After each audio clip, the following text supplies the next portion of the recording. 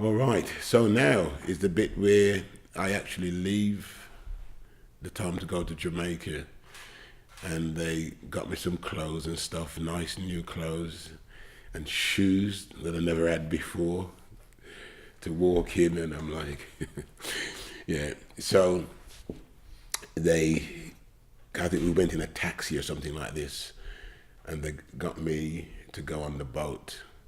And I think that from I left the house, I didn't really realize what was happening until I got on the boat. And then Granny going to say, right, I'm going to leave you now. And I'm like, you can't leave me here. And she says, you have to go. And I remember holding on to the railings and everything.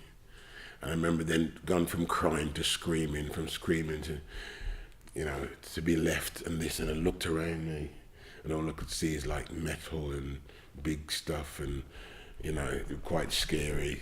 And I cried and screamed and yelled, and I think somebody came and held me while they peeled me off my grandmother.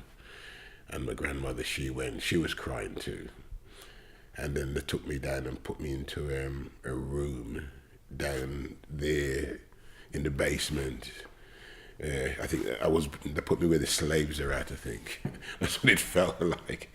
Anyway, I was down there in this room, and when I got there was other boys in there too, maybe around another 6 boys. Half of them sobbing as well. But I was, I was in proper crying. Yeah. And that was it. That's when my life changed from that. So we was on some big ship, and I was there for like 3 weeks.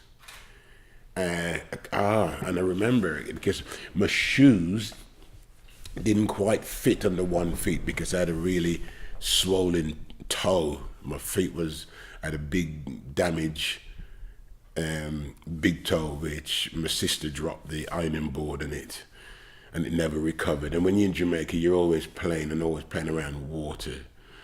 So it never had a chance, or somebody steps in it, or so it never got better. But I sort of got my feet and got onto the one-footed and that sort of thing.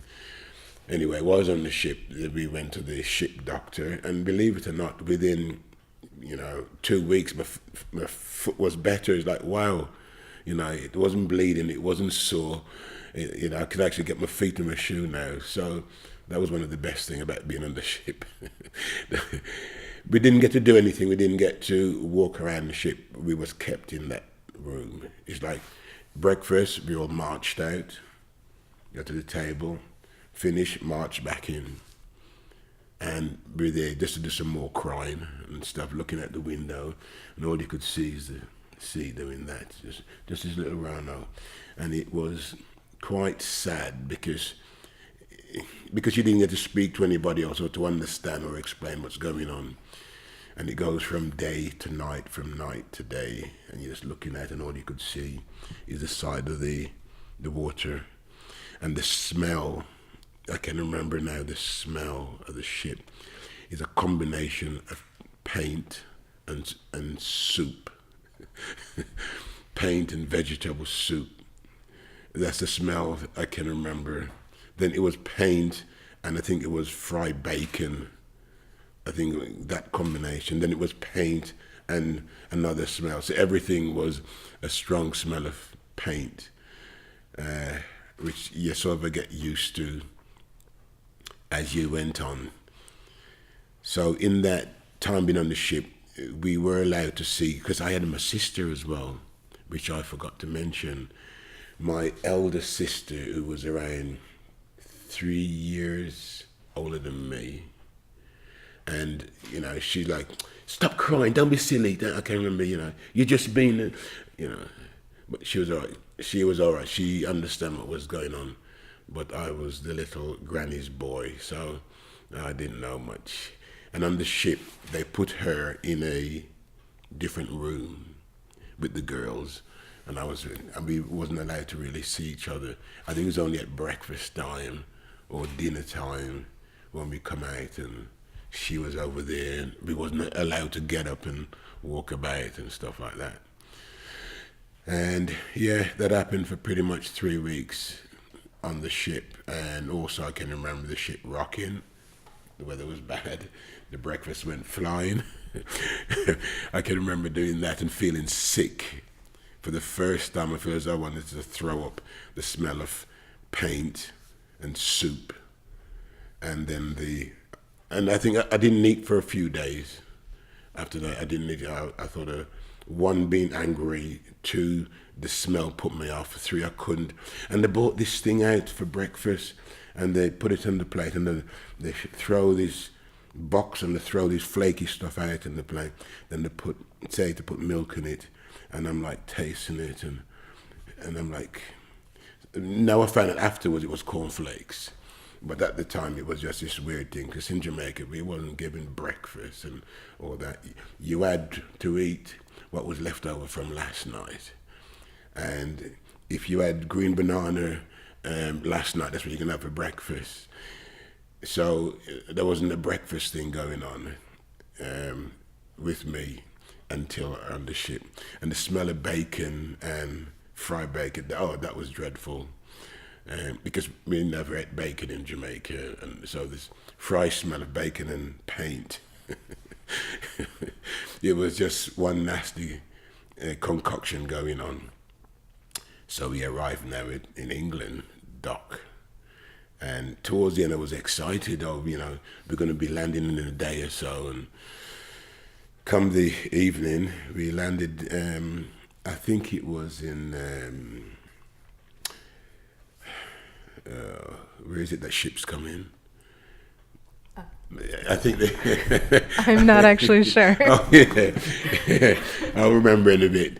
The ships come in and it docks and everything, and we all got off. Yeah, I think all the boats came in. This was a huge ship. To me, it was like the size of the Queen Mary. It was black and with red stripe and white, and everything was huge. You had swimming pool in the front of it and swimming pool at the back. But you're not allowed to go there because you're a peasant. So, yeah, I think it's one again them keeping us safe, but because they. Yeah. Anyway, we landed. And we were then marched off the ship with our little suitcases, and we lined up outside with a name tag, like a cattle, name tag hanging down. And we standing, my sister next to me, and it's like, she ain't talking to me and I'm not talking to her. We just sort of like blown away by everything.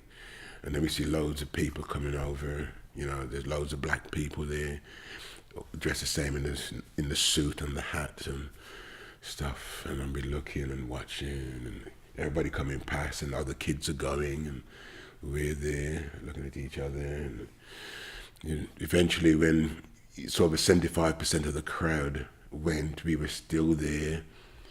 Then this man walked up to me and he looked at my tag and he goes, "Richards, come with me," and and we followed.